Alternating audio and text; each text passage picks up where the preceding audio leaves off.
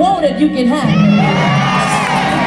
If you need it, you can have it. I know I got some dancers, some praisers. They tell me that Tallahassee got some praisers.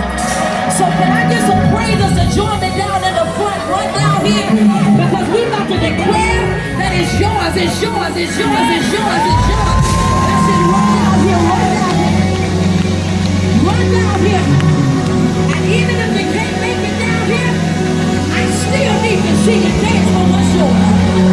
Are y'all ready? Are y'all ready? Here we go. If you want it, you can have it. If you need it, you can have it. Say it. Somebody shout. If you want it, you can have it. If you need it, you can have it. Say it. It's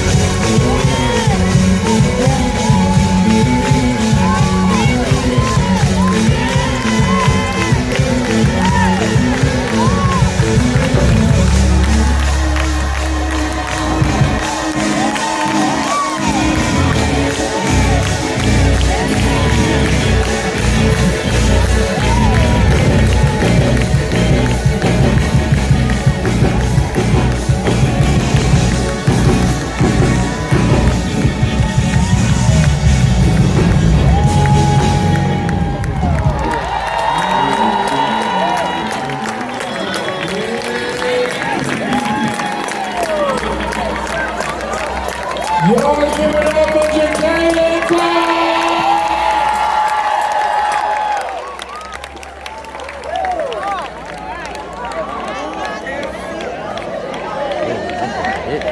That don't make no sense. That don't make no sense.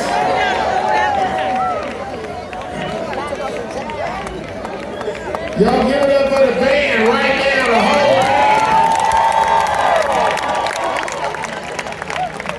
It's too oily to go on the stage right now. You need to put some combs out there. Jesus. People should be healed from that music right there. You ain't supposed to leave here in a bad mood, y'all. Call somebody tonight and forgive them for real. All right, Pastor, come on.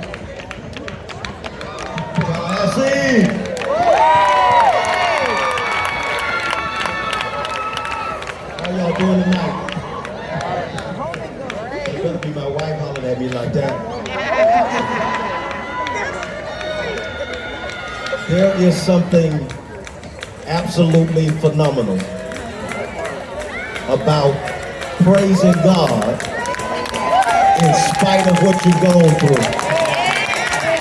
And something is happening over in that corner right now that tells me they've gone through some stuff. I'm seeing God bring them out of some stuff. Now where I'm from, when you hear somebody praising God, you don't just look at them.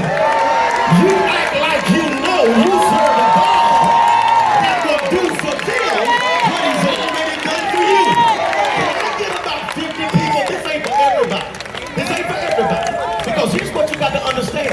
There's something so amazing about praising God after you've gone through a storm. I'm not talking about praising God after you got a car, or praising God after you got a home.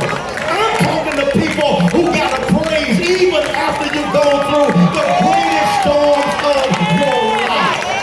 I just need to talk to about 50 people who can testify to the rest of the world. You've been made into a for a night, but I'm not going to talk to me today.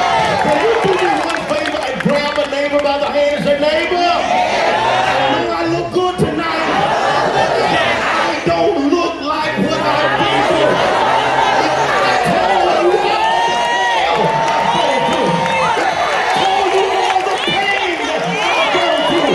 You will look at me like I was crazy for praising God. But my praise is not predicated on what God does next. My praise is predicated on what He's already done. Do I have 100 people here who can open up your mouth and give God praise for what He's done?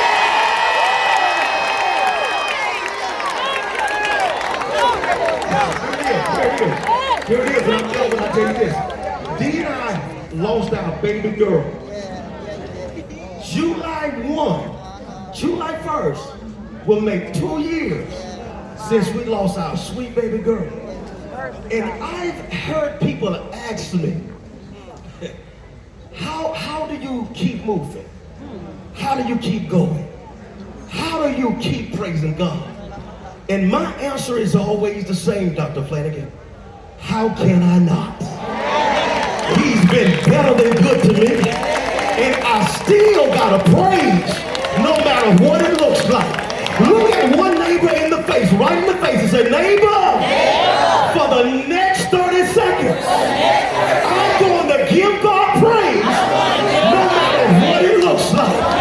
And before you give Him that praise, let me tell you what Psalm 145 and 3 says. Psalm 145 and 3 says, God is great and greatly to be praised. And what that means is your praise is predicated on how great you think He is. If you think He's a small God, you're going to give Him a small praise. If you think He's a mediocre God, you're going to give Him a mediocre praise. But if you believe He's a great God, I need you to stand on your feet and give God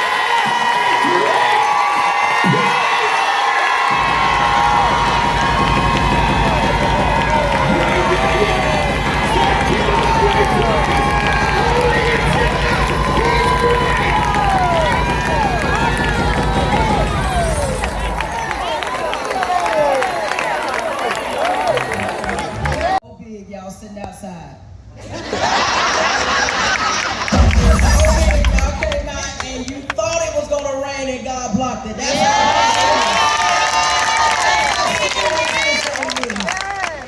I want all the women to look at your neighbor and say, neighbor, these are not my eyelashes, they're individuals. This is me. This is the